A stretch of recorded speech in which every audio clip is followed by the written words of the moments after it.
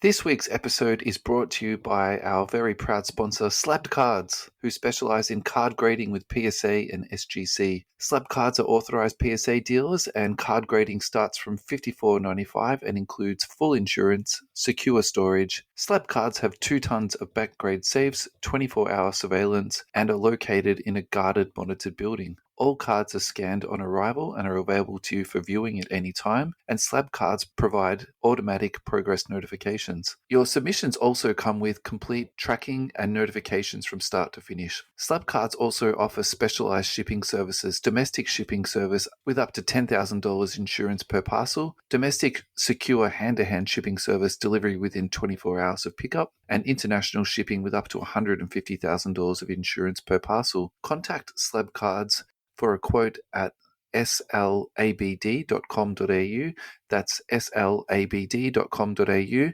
And also find them at 60 Weymount Street in Adelaide. Thanks very much for supporting us, Slab Cards. Welcome everybody to a new episode of the You Can't Comp This podcast. I'm your co-host, Adam Amy, joined as always by Russell Gibson. Greetings. Russell, how are you? Very good. How are you today, mate? Good. We've full disclosure. Yep. We are not live this week. We are not live. This is a pre-recording. This is our week off. We've decided we want a weekend to ourselves, but to our loyal listeners, we want to provide some content. We still want the content to come, exactly. We've got a bit of an interesting topic, and Russell's pointed out that these type of topics are timeless. That it's not time sensitive. It's not about the upcoming NBA draft. It's not about a finals game that's going to happen in 3 days. It's not about current player performances. Yeah. So what we're going to do this week is we are going to have a look at a redraft. An image that Russell sent me through the week, and it's a redraft of the 2016-17 NBA draft.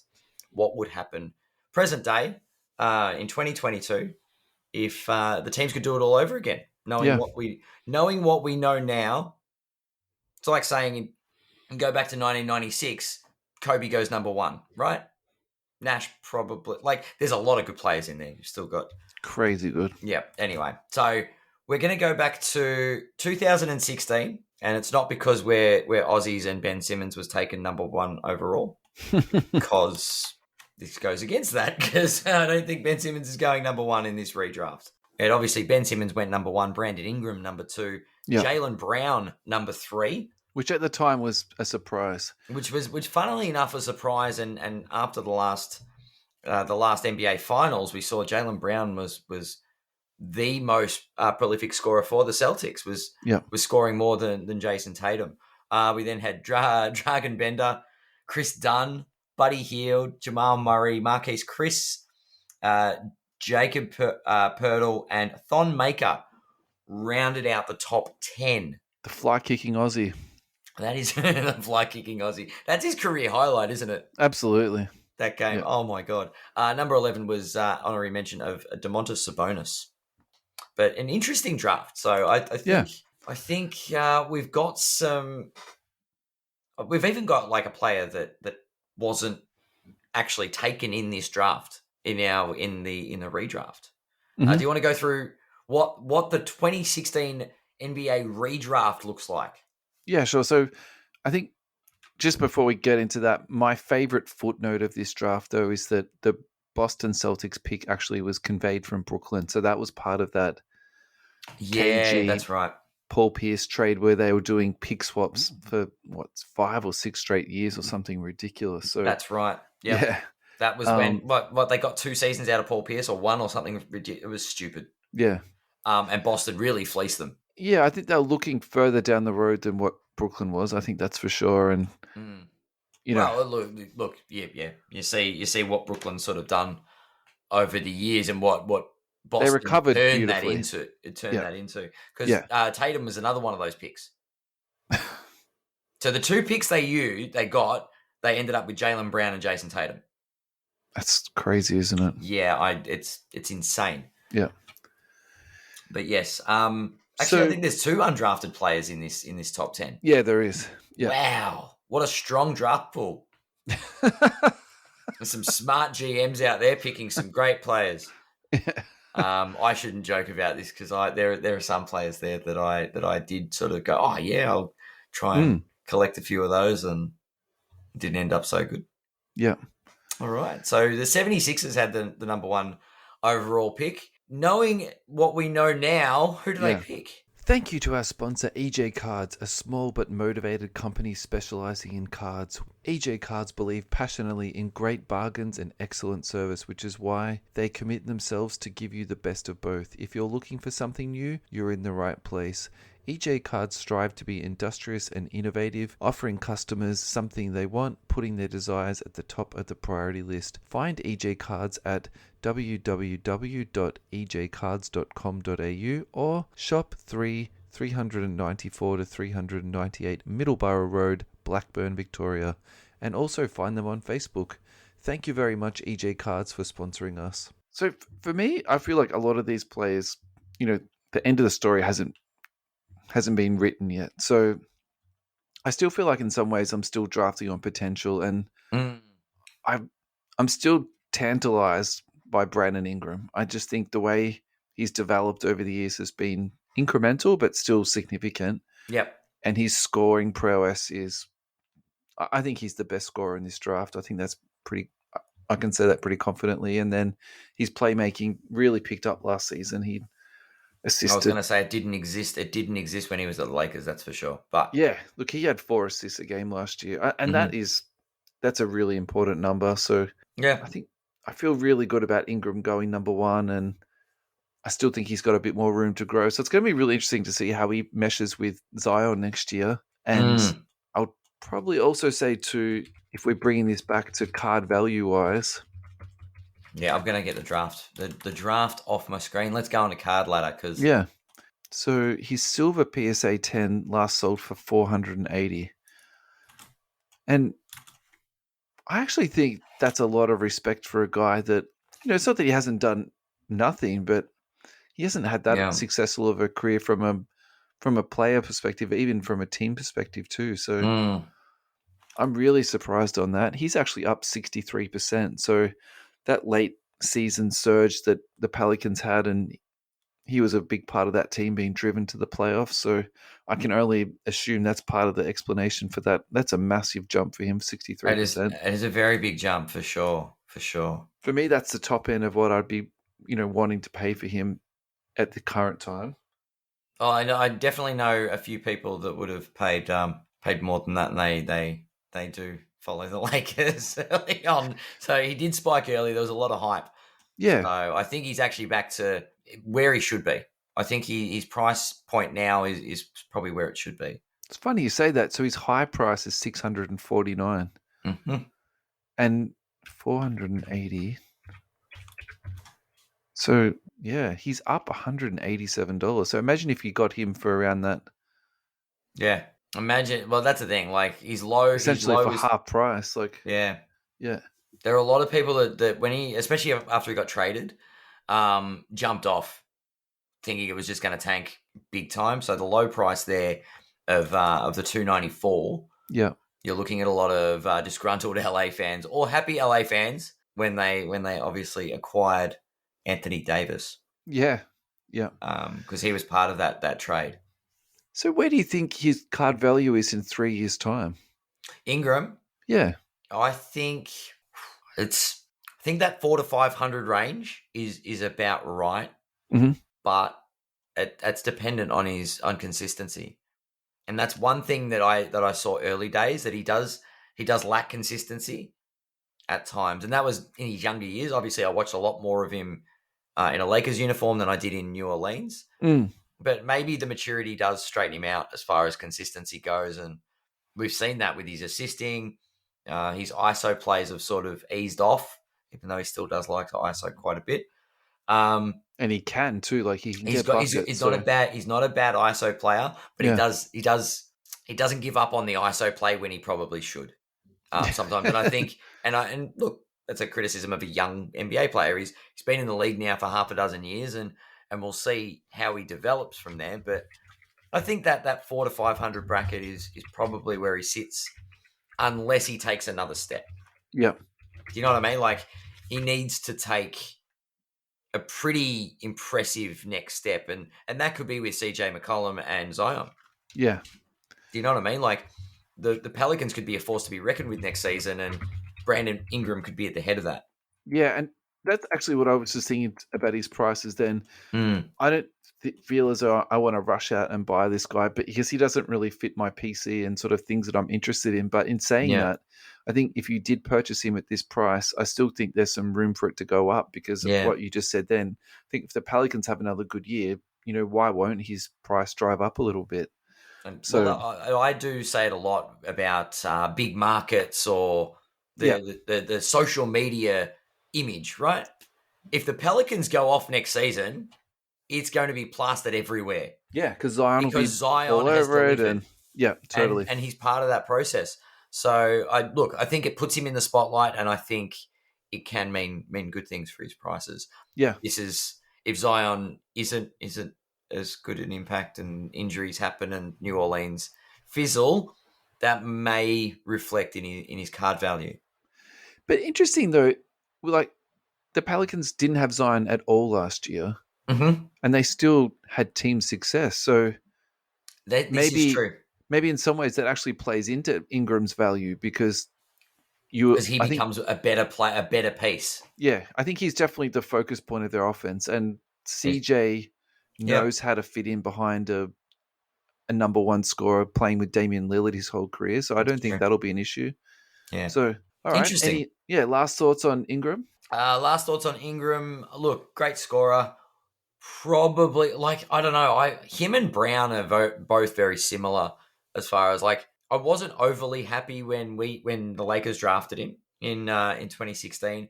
I Yeah. was excited, but there were all these Kevin Durant comps. They're like, oh, he's built slim like Kevin Durant. And my general comeback, and this isn't comparing him in the same way, but is when Anthony Bennett got drafted, and they're like, oh, his body type's the same as LeBron's.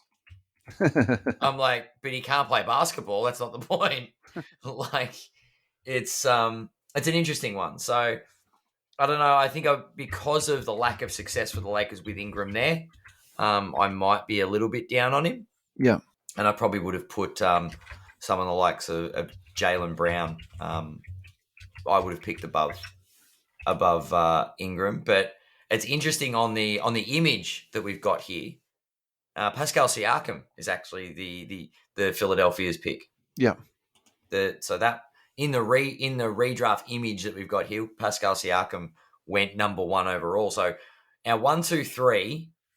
So one being, I guess, the image, two being you, and three being me, have picked 1, 2, 3 as the number one pick, and Yeah. that just shows how close this redraft would be. Yeah, definitely.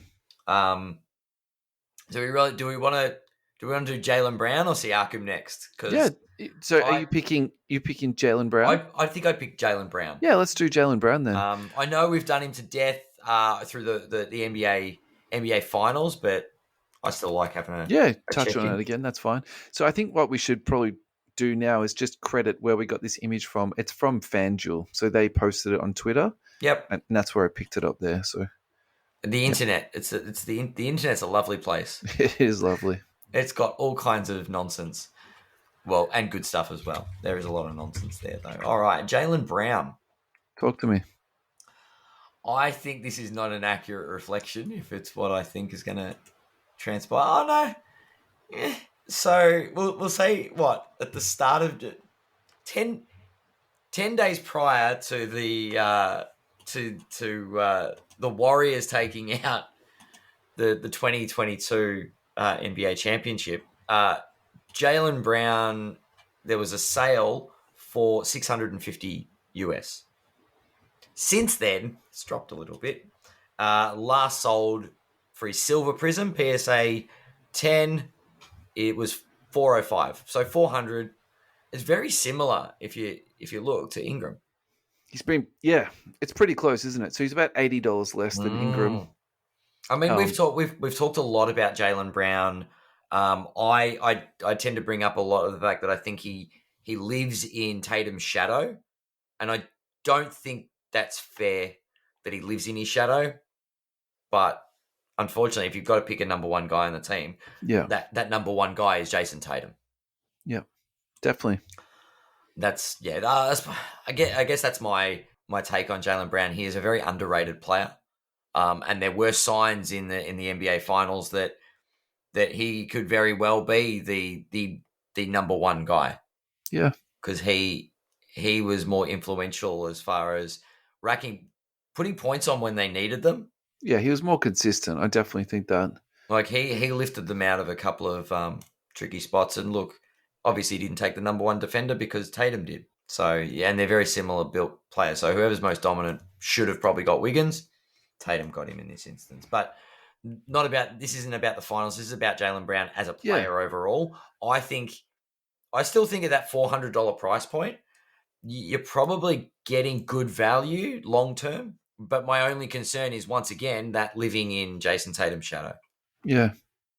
And I don't know how that impacts things. I think the Celtics need to see success, or Jaylen Brown needs to be on another team for his value to sort of go up a little bit more. Considering how close Ingram and Jaylen Brown are, what do you think about purchasing between those two cards? What would you lean towards out of them? It's an interesting one. They've both got different risks. Now, team success is one thing. Ceiling wise, they're both very risky investments, if that makes sense at this point, because they're riding that potential train. Jaylen Brown's shown that he can do it on a big stage. Yeah, it's funny, isn't it? They're still in that potential stage, aren't they? It's potential. But it's more like a where's the ceiling now? You know they're stars. You're looking for where's the ceiling. Yeah. And Jaylen Brown's put in a couple of performances that have shown that his ceiling is pretty high. Yeah. And Ingram hasn't been given the opportunity to show that yet. So it's tough. It's a tough one. But I think with Brown, now that we've sort of had this conversation and comparing him to Ingram, where I feel differently about Ingram and Jaylen Brown is that I think Jaylen Brown is very good at playing, winning basketball. Yep.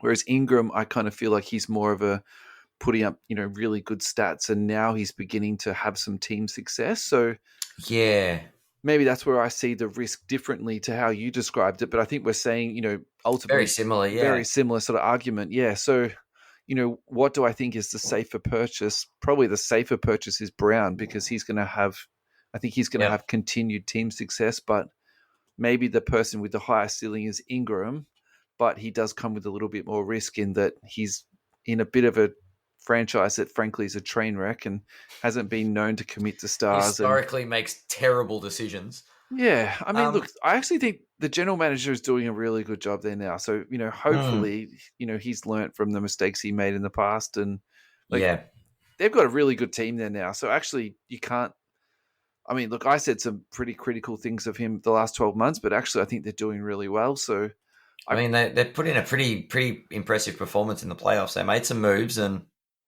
I probably would lean towards Ingram. I know this is like taking the easy way out. I feel like I've just changed my mind, but no, I like your risk profile on this though. I think that Jaylen Brown is your safe money as far as you're going to buy a card for $400 US. You always can have Celtics fans, and you're going to sell him for $500 at the end of his career, right? Yeah, he's going to be steady. Yeah, incredibly steady. Or if the team's not successful and you lose money on him, you're going to sell him for $300, $350. That's what I'm saying. Like it's like you buy him at $400, you're either making $100 or losing $100. Sure. You buy Ingram at $400, you might not get $50 for him. Really? But you could get Jordan Poole $1,000 money for him. Do you know what I'm saying? Yeah, Like he either crashes and burns, or he is the next KD. You know what I mean? Like he could just become that scoring champ. Like he could win a scoring championship. Yeah, that's what I think about when I see him. The way he moves and shoots it's quite incredible. Or he could be playing basketball with Anthony Bennett over in Turkey. Oh, no, he won't.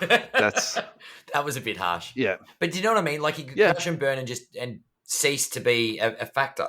Yeah. But I think there is a high risk, high reward with Ingram, and I think you're right. Jaylen Brown's the safe money.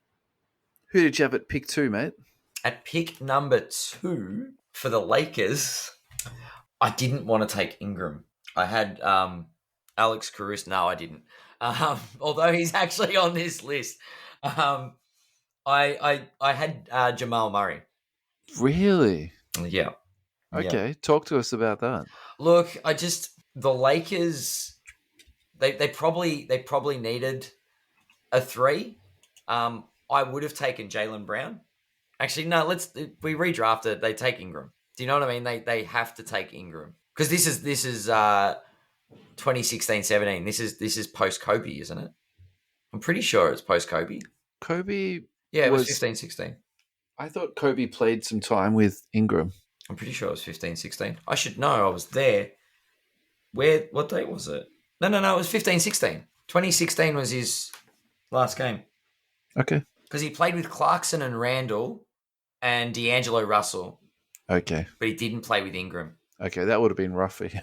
Playing with D'Angelo Russell. God. Yeah. That boy with ice in his veins. No wonder you retired.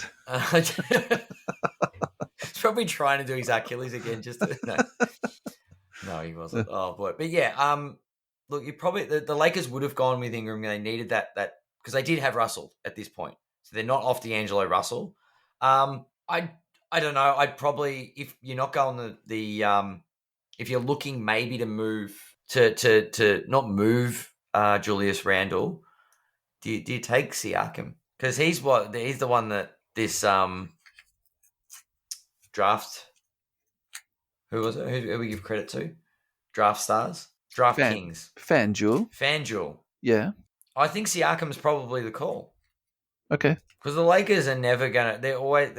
We know they're gonna buy themselves a scorer in LeBron that can run the point, and they're gonna get AD that should play the 5. Let's be real. But look, they've always lacked defense. They've been old and slow. Can you imagine if Siakam had been there? Okay, so your second pick is Siakam? Siakam to the Lakers, yeah. All right, sure, cool. Let's talk about Siakam then. Underrated, in the wrong market, in the wrong country. So I'm trying to bring him up. I play fantasy basketball quite badly, and Siakam has been.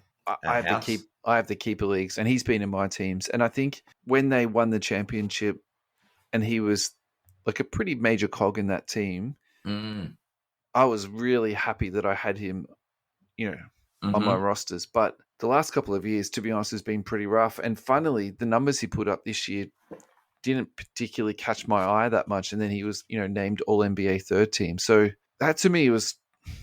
Is he quietly just good? Yeah, look, I think he's a good basketball player, and don't get me wrong, like I'm glad that I've got him on my teams, but I never feel excited about seeing his box scores or anything like that. So, and now I'm looking at his card prices. I'm looking at his Silver Prism at the moment, and I'm not feeling that excited either. So his current price is 135. In saying that, I think that's a buy. I was going to say his high was 300.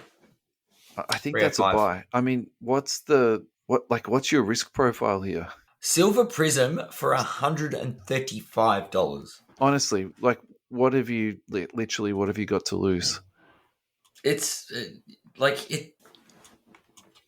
he's got to have way more upside than you think about. All right, so Ingram, we just talked about Ingram and Jaylen Brown, right? Mm-hmm. We're talking about buying these cards for $400. Yeah. $130. And this is a guy that the FanDuel ones put up as the number 1 pick. Yeah. Like hindsight number 1 pick. Not bad decision number 1 pick. This guy is the best player available. Yeah.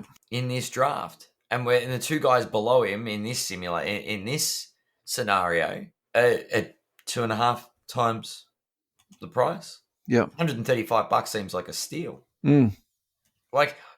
Look, don't get me wrong. I think he has this steady thing around 200 to 250 on his average price and his recent sales for starters. But what stops him from going to a big market team and just exploding, or Toronto coming out winning the championship? Is he that good?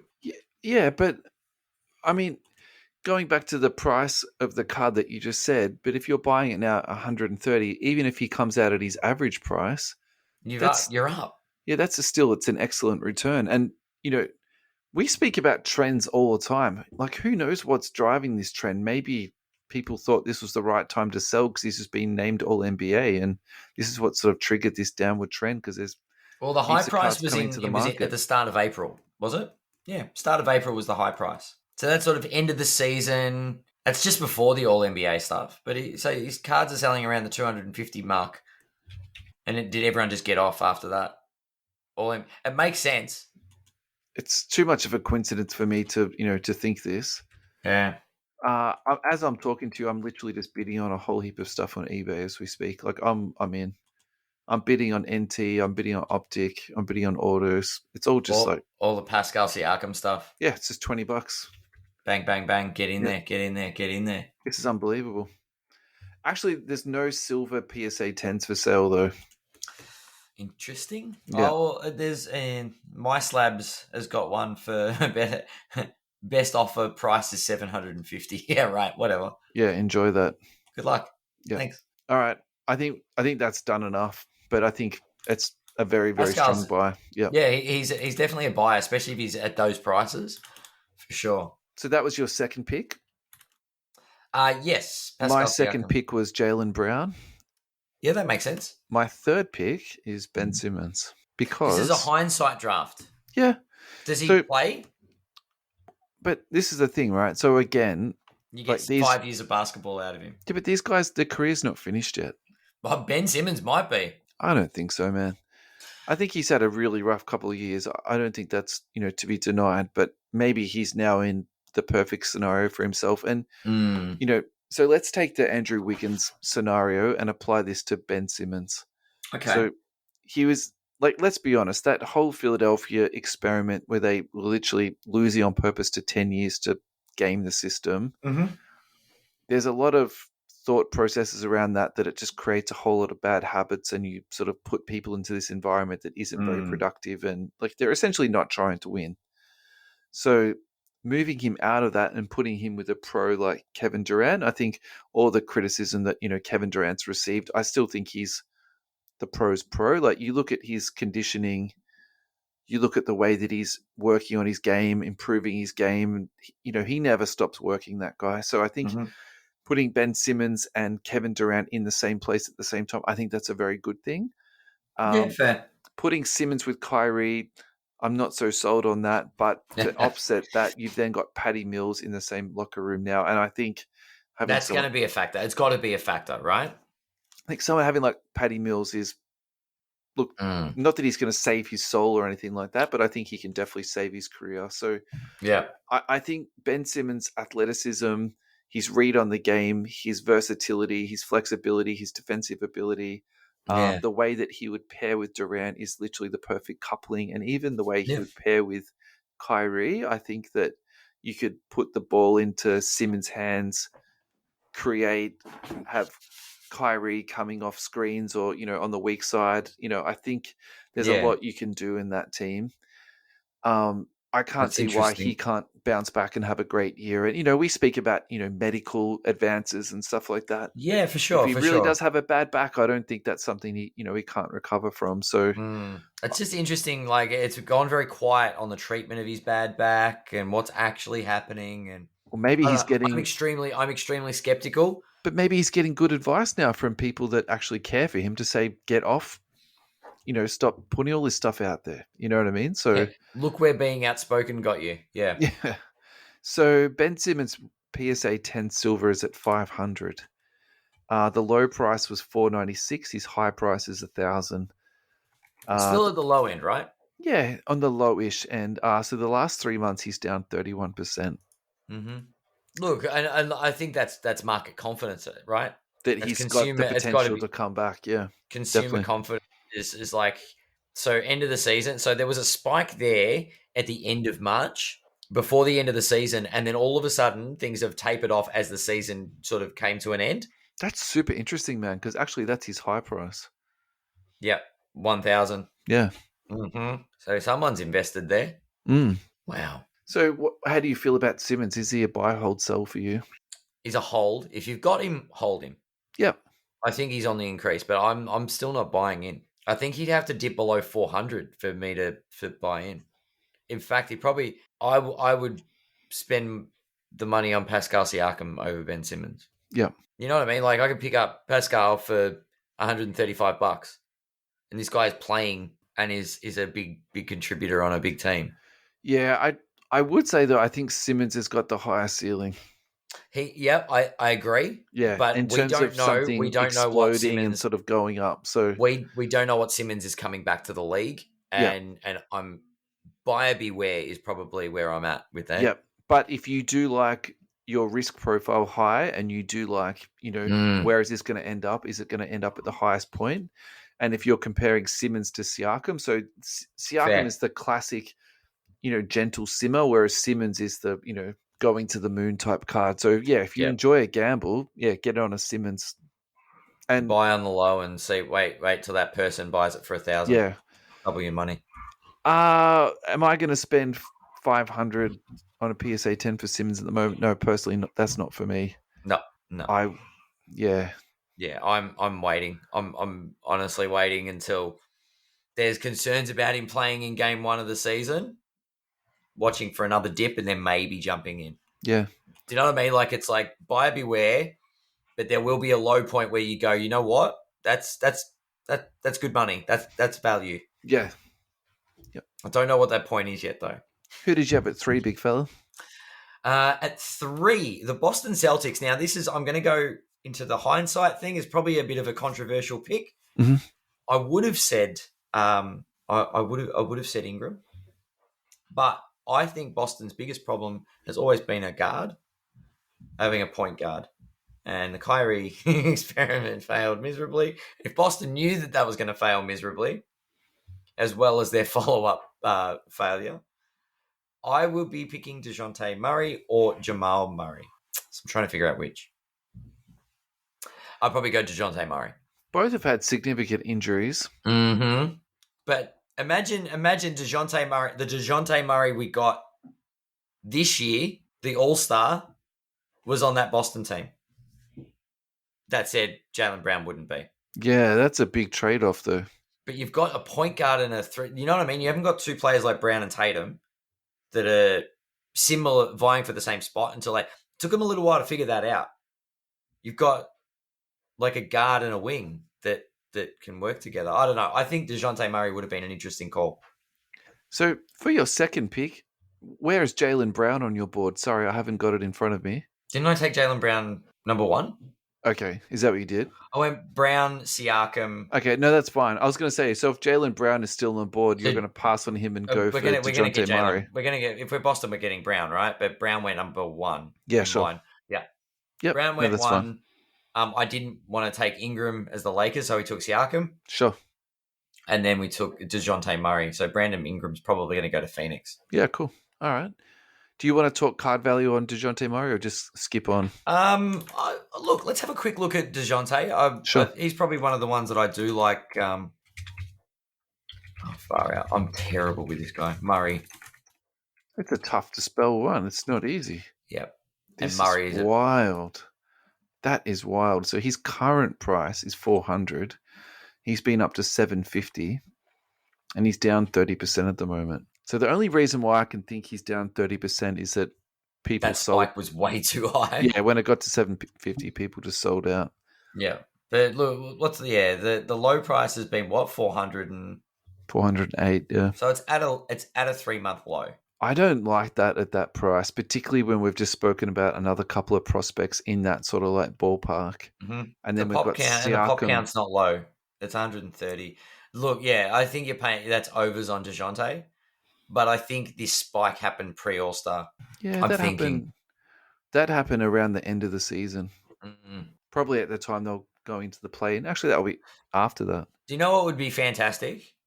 If Card Ladder would just sponsor us so we can have full access to the history. To be fair, I've done nothing to make that happen, mate. So that's all right. I'm like, we maybe if Card Ladder listen to our pod. That's it. Unlikely. You never know. I'm optimistic. Alrighty. Any final thoughts on Murray? Final thoughts on Murray. Great player. If you'd got in at the ground level way back when, you probably made a couple of bucks by now because looking at these prices. Yeah.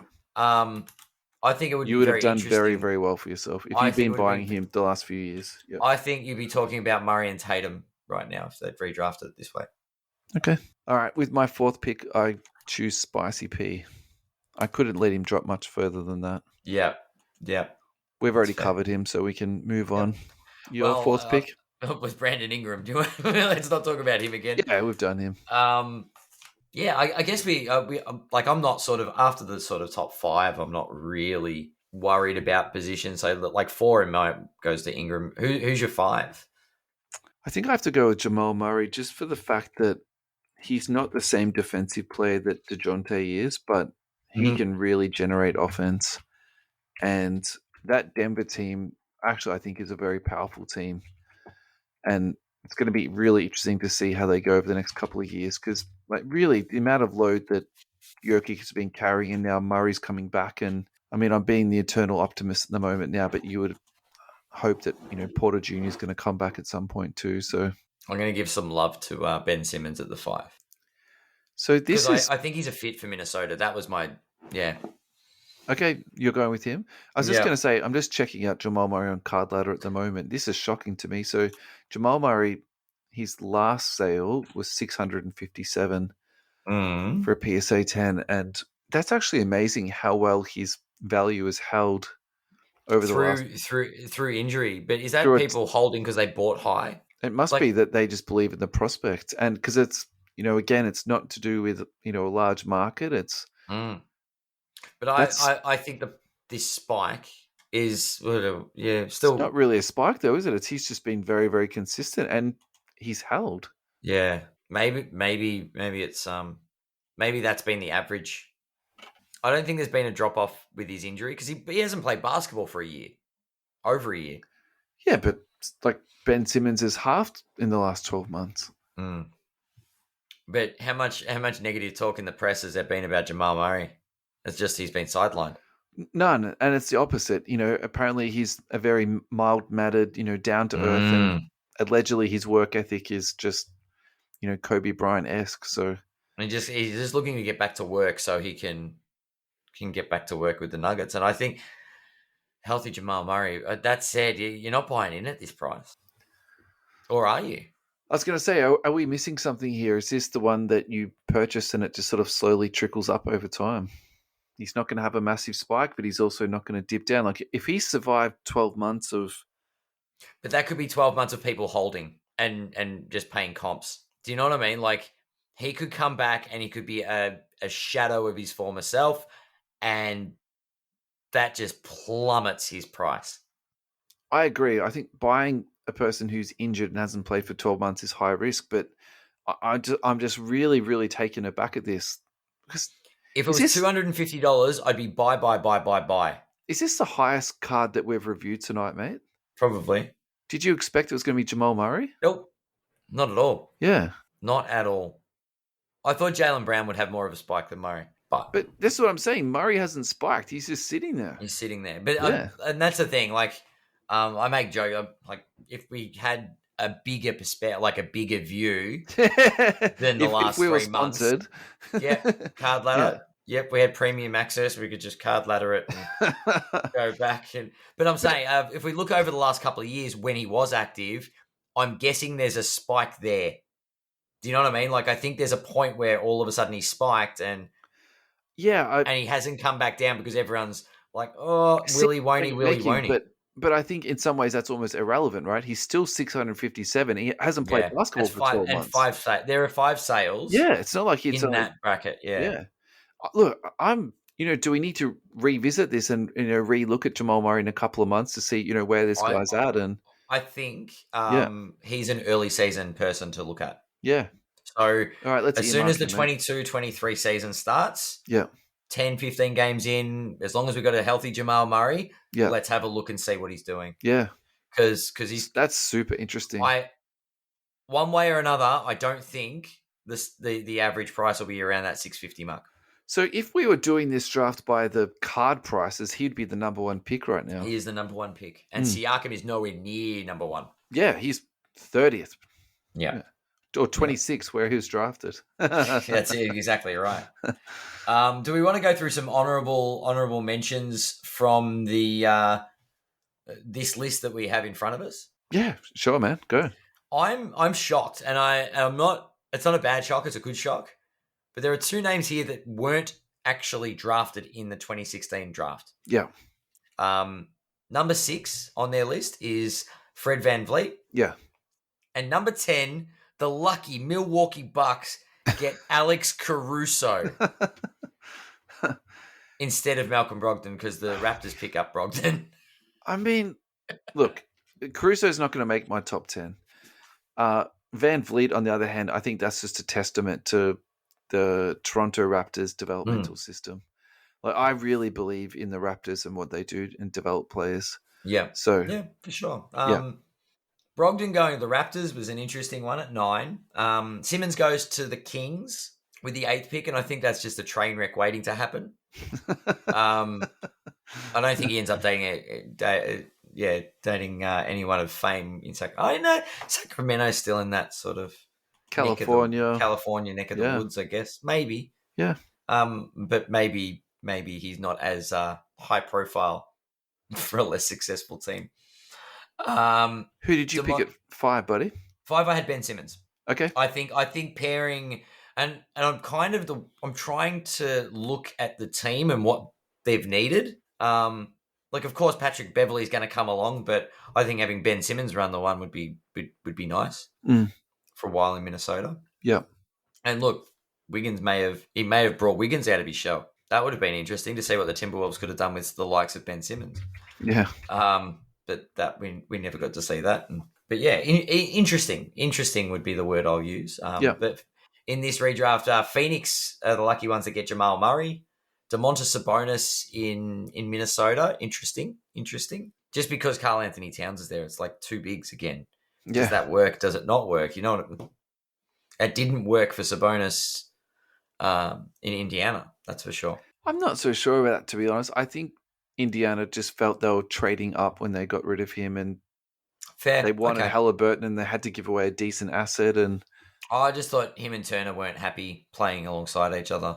I didn't mind that front court. I mean, it's probably a bit big for the modern NBA, but I thought it was pretty good. Look, Malcolm Brogdon at 9 probably could have gone a little bit higher. Remember, Brogdon did win Rookie of the Year that year too. Yeah. Kind of underrated there. But yeah, just an interesting, it's a cool list. Year. Yeah, it's alrighty. At 6, who did you have, big fella? 6, I didn't go past the top 5. Really? Are we stopping? Are we stopping at 5? I'll stop at 5. Okay, sure. I just think they're interesting players, and after you sort of get that, you can sort of pick anyone and justify anybody. Yeah. Yeah. So. Okay. Can I go through mine? Yeah, go for it, for sure. All right. I had DeJounte Murray, and I pretty well just drafted him on the fact that it's more of a guard-driven league. And for me, at that point, it was either Domantas Sabonis or DeJounte. So I went that way.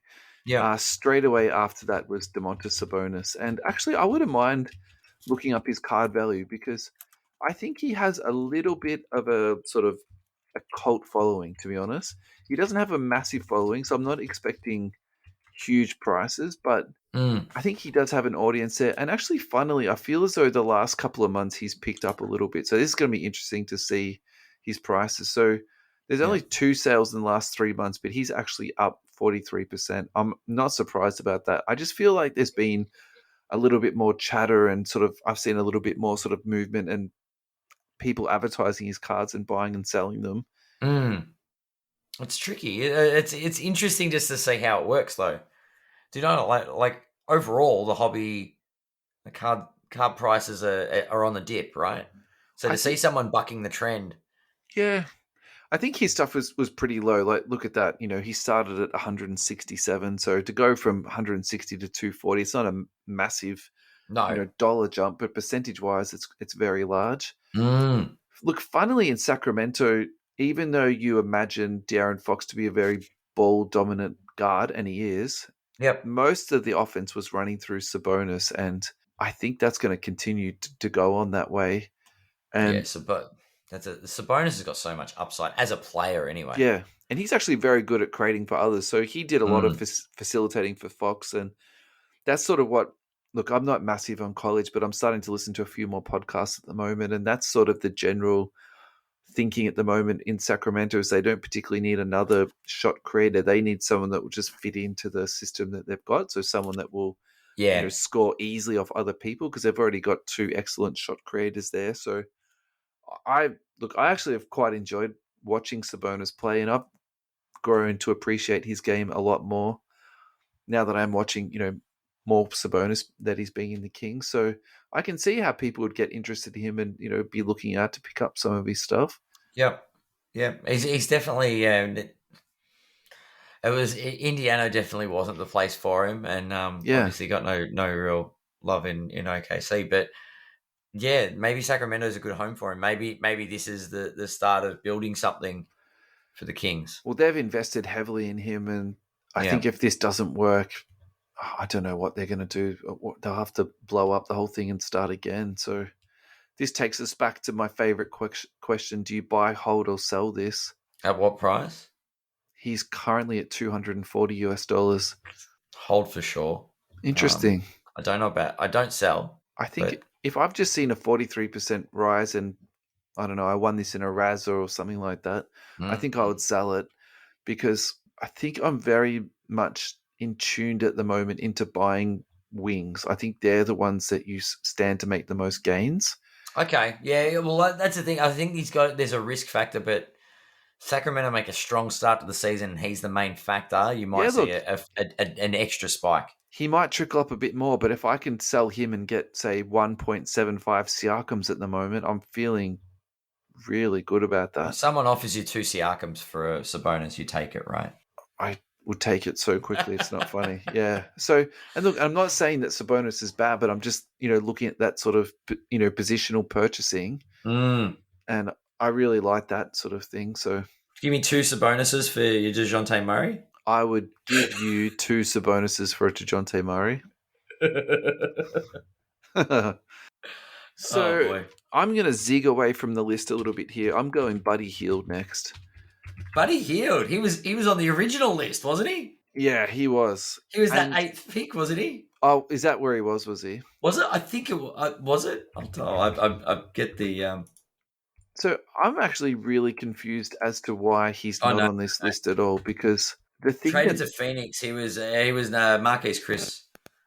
the Got thing that? that Buddy Hield does better than almost Was he in that? everyone except for No. except for Steph. Was he different? Where was Buddy here? Was he in the next draft or He the was previous? 2016. Yeah, Oh no, he was taken 6. the guy can shoot. Like, Oh, because he was taken by New Orleans. Yeah. Okay. Yeah. is he Yeah. currently overpaid? Yeah, he is. But if they get his contract right and he goes to the right team, shooting is just so important. And Hmm. he he's not just a shooter. Like, he can play make a little bit and he can go off the dribble a little bit. So I don't think he's fantastic defensively, but I would also say he's not terrible. His last sale price was $71 for a PSA 10 silver. That's not too bad. I think that's a strong buy. Yeah.